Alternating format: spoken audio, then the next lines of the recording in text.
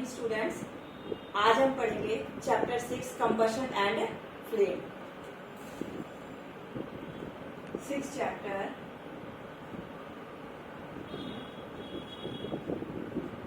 That is combustion and flame. Combustion का क्या मतलब होता है बच्चों? कंबशन को हिंदी में बोलते हैं हम ज्वलन। ज्वल का मतलब अग्नि, ज्वलन, ठीक है। और फ्लेम का मतलब जो फ्लेम होती है उसको हम फ्लेम बोलते हैं। कंबशन का मतलब क्या होता है बच्चों? कंबशन एक वो प्रोसेस होती है जिसमें कोई भी सब्सटेंस केमिकली ऑक्सीजन के साथ कंबाइन होता है और हीट और लाइट को इवॉल्व करता है। इवॉल्व मतलब रिलीज करता है, प्रोड्यूस करता है। देखो दोबारा से मैडम रिपीट कर रही है, व्हाट इज कंबशन? कंबशन एक वो प्रोसेस है जिसमें कोई भी सब्सटेंस केमिकली ऑक्सीजन के साथ कंबाइन होता है और evolution of heat and light, heat और लाइट उसमें प्रोड्यूस होती है।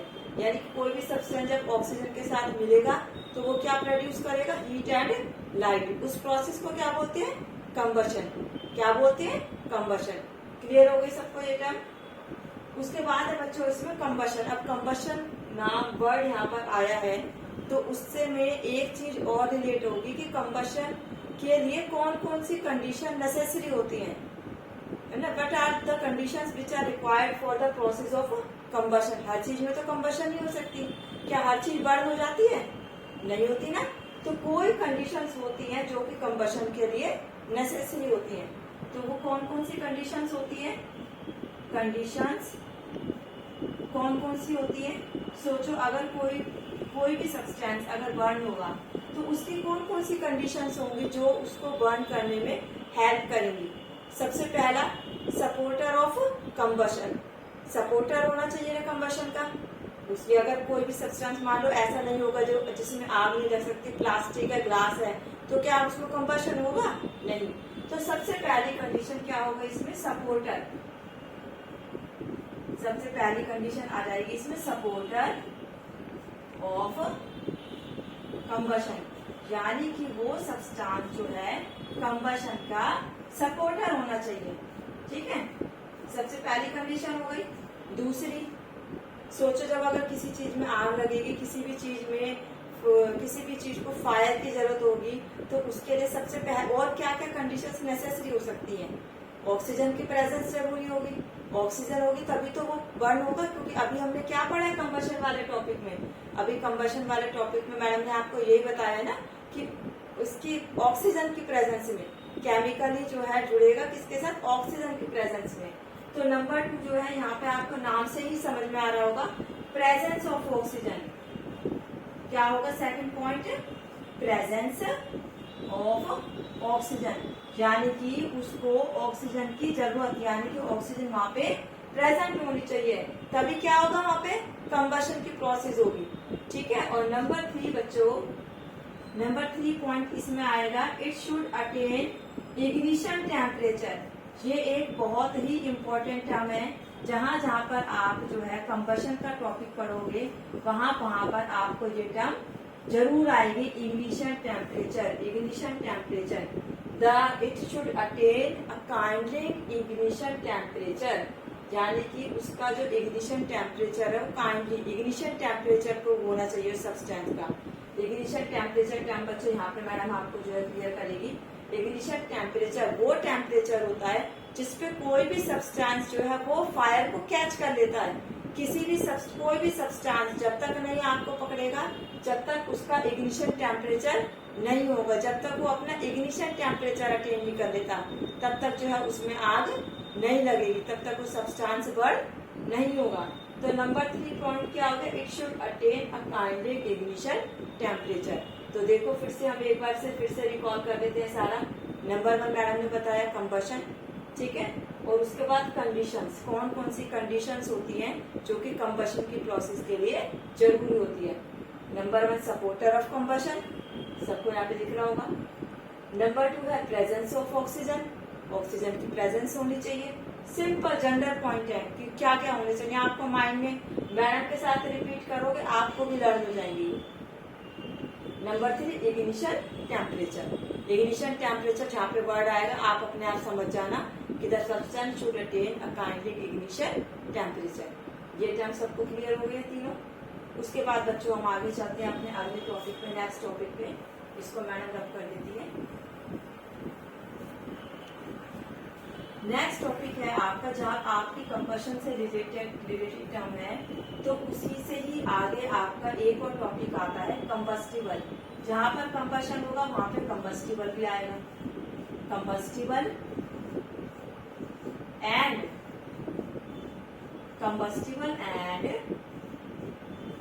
Non combustible, combustible and non combustible substance. अब देखो बच्चे यहाँ पे नॉन आ गया। नॉन का मतलब तो नॉन जब किसी के साथ भी डिफरेंशिएट में लग जाता है तो हमें पता है कि एक चीज तो पॉजिटिव में जाएगी और दूसरी चीज उसके अपोजिट में जाएगी। यही होता है ना नॉन का मतलब। तो कंबस्टिबल सब्सटेंस क्या होते हैं? कंबस्टिबल सब्सटेंस वो सब्सटेंस होते हैं जो कि जिसकी प्रेजेंस में जो जल जाते हैं, जो बर्न हो जाते हैं। हर सारे सब्सटेंस बर्न नहीं होते ना, अभी मैडम ने पीछे आपको बताया था, सारे सब्सटेंस बर्न नहीं होते। जो सब्सटेंस जो है फायर को कैच कर लेते हैं इजीली, वो कौन से सब्सटेंस होते हैं? कंबस्टिबल। अब इसके अपोजिट में इसको आप अपने आप बना लो। जो सब्सटेंस फायर को कैच नहीं कर पाते वो कौन से होते हैं? Non combustible. कौन से होते हैं? Non combustible substance. जैसे इसके एग्जांपल आप आसानी से अपने मन में रिकॉल कर लो मैडम के साथ साथ। कोल हो गया, वुड हो गया, एलपीजी गैस, सीएनजी गैस, है ना, ये सारे किसके एग्जांपल हो गए? कंबस्टिबल के। और इसी तरीके से नॉन कंबस्टिबल के ग्लास हो गया, प्लास्टिक हो गया, ये सारे किसके हो गए? नॉन कंबस्टिबल के, जो कि आग को नहीं जल सकते, जो आग को नहीं पकड़ सकते। ये दोनों टाइम यहाँ पे क्लियर हो गई। चलो फिर से रिकॉल करते हैं स्टार्टिंग से। अभी मैडम ने आपको कंबशन बताया है, कौन कौन सी कंडीशंस हैं इसकी नेसेसरी है, इसके लिए ये बताया है। कंबस्टिबल और नॉन कंबस्टिबल सब्सटेंसेस क्या होते हैं ये बताया है। अब बच्चों हम अब अगला टॉपिक अपना पढ़ने जा रहे हैं। अगला टॉपिक भी कंबशन से ही रिलेटेड है और जो कि बहुत ही इम्पोर्टेंट टॉपिक है आपका, वो है आपका टाइप्स। अभी मैडम ने आपको ये तो बता दिया कि कंबशन, अब है टाइप्स ऑफ कंबशन। कंबशन के कौन कौन से टाइप्स होते हैं, यानी कि कितने तरह का कंबशन होता है। कंबशन, हर चीज तो अलग अलग तरीके से जलती है, सारी चीजें तो ना कोई एक ही तरीके से जलती हैं। आप पेपर को बर्न करोगे वो अलग तरीके से बर्न होगा, गैस को बर्न करोगे अलग तरीके से बर्न होगा, वुड को बर्न करोगे अलग तरीके से होगा, केरोसिन को करोगे वो अलग तरीके से होगा, हर चीज अलग अलग तरीके से। तो उनके जलने के आधार पर ही जो कंबशन की जो है डिफरेंट टाइप्स बनाई गई है। उसमें देखो हम यहाँ पे मैडम एरो करके आपको समझा देती है ताकि आपको एक एक टाइप इजीली समझ में आ जाए। इसमें सबसे पहली टाइप आएगी आपके कंबशन में रैपिड कंबशन। सबसे पहली टाइप है रैपिड, ठीक है। कंबशन की ही सेकंड टाइप है एक्सप्लोजन और कंबशन की ही थर्ड टाइप है स्पॉन्टेनियस।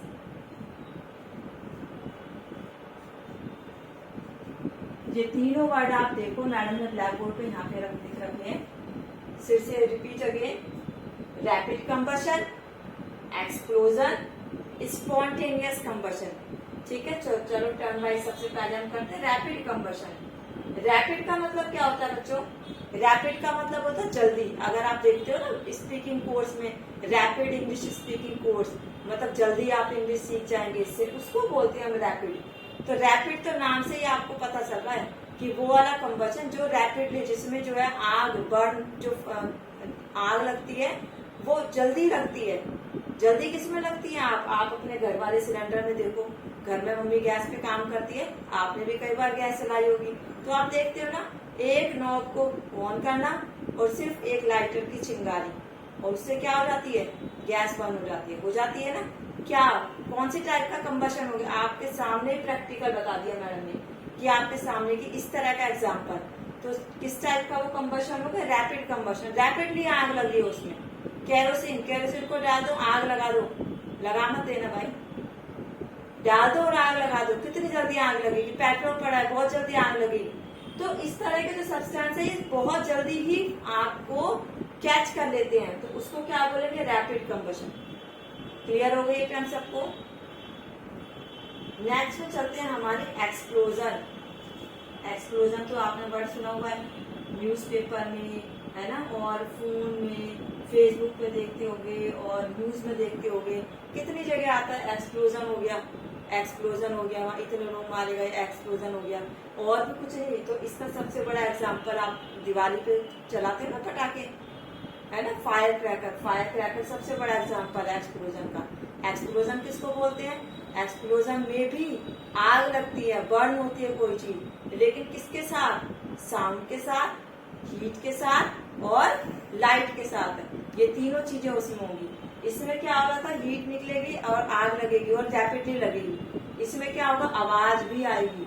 होता है ना, धमाका होता है, आप देखते हो बिजली बम जलाते, बिजली बम तो नहीं जलाते होगे आप दिवाली पे, है ना, बिजली बम का तो जमाना गया। बिजली बम से कौन बात करता है? हम तो एटम बम से बात करेंगे, है ना, हम तो जो है बुलेट बम से बात करेंगे, और भी तरह तरह के होते हैं, मैडम को याद नहीं आ रहे। सुतली बम, सुतली बम जो होता है कितनी तेज से धमाका करता है ना। तो इस तरह के उनमें क्या होता है, एक्सप्लोजन ही तो होता है वो, कि इतनी तेज से वो पटाखा जो है फूटेगा और उसके बाद क्या होगा, बम फटेगा, आवाज आएगी तेजी से, और उसके साथ साउंड प्रोड्यूस होगी, लाइट होगी और हीट होगी। यही होता है ना एक्सप्लोजन में। चलो ये दो टाइप आपको क्लियर कर दी मैम ने। नंबर 3 पे आपका बच्चों spontaneous combustion. Spontaneous combustion, spontaneous combustion क्या होता है? स्पॉन्टेनियस कंबशन वो कंबशन होता है जिसमें हमें कुछ करने की जरूरत ही नहीं होती बच्चों। उसमें जो है अपने आप ही आग लग जाती है, अपने आप ही। सोच सकते हो कोई सब्सटेंस ऐसा भी होता होगा हमारे नेचर में जिसमें अपने आप ही, जो अपने आप ही आग को कैच कर लेता है। फॉस्फोरस, फॉस्फोरस एक तरह का एलिमेंट होता है जिसकी ये क्वालिटी होती है कि अगर वो एयर के कांटेक्ट में आएगा, अगर वो ऑक्सीजन के कांटेक्ट में आएगा, तो वो अपने आप ही आग को पकड़ लेता है, अपने आप ही वो फायर को जो है इजीली कैच कर लेता है। इसलिए हम उसको, ये आपका व्हाइट फॉस्फोरस हो गया, आपका सोडियम हो गया। आप 9th क्लास में जाओगे ना तो आपको देखना, वहां पे जब एक क्वेश्चन करोगे रीड, तो आप जरूर प्रीति मैडम को याद करोगे कि हाँ हमने इस तरह का क्वेश्चन मैडम ने हमें करवाया था कि सोडियम को, why we should kept sodium in kerosene oil. किस लिए हम उसको कैरोसिन ऑयल में रखते हैं? इसीलिए रखते हैं ताकि वो एयर के कांटेक्ट में ना आ पाए, और एयर के कांटेक्ट में अगर वो आएगा तो क्या कर लेगा, वो आग को पकड़ लेगा, ठीक है, जो कि बहुत ज्यादा डेंजरस हो सकती है।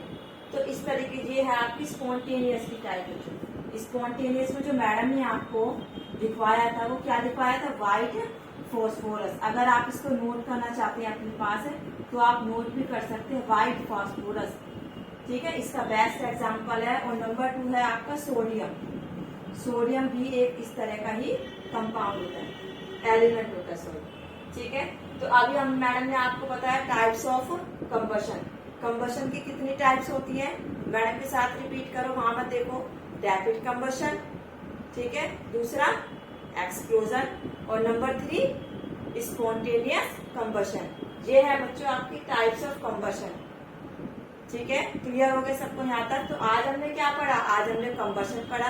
कंबशन में कंबशन किसको कहते हैं ये पढ़ा। कौन कौन से ऐसे कंडीशंस हैं जो कि कंबशन के लिए जरूरी होते हैं, किसी भी चीज के जलने के लिए कौन कौन सी कंडीशन नेसेसरी होती है वो पढ़ा, ठीक है। और क्या पढ़ा हमने, combustible substance, non combustible substance और टाइप्स ऑफ कंबशन, ठीक है। और इसके बाद बच्चों आज हमने ये सारी चीजें पढ़ी हैं, इनको आपने थोड़ी पढ़ना है। नहीं समझ में आता तो दोबारा वीडियो देखनी है बार बार, इजीली वे में मैडम ने आपको बताया है। आपको एक बार वीडियो देखोगे आपको इजीली सब कुछ समझ में आ जाएगा। तो बच्चों आज की क्लास हम यही फिनिश करते हैं, फिर कल हम मिलेंगे नए टॉपिक फ्रूट के साथ। बाय बच्चों।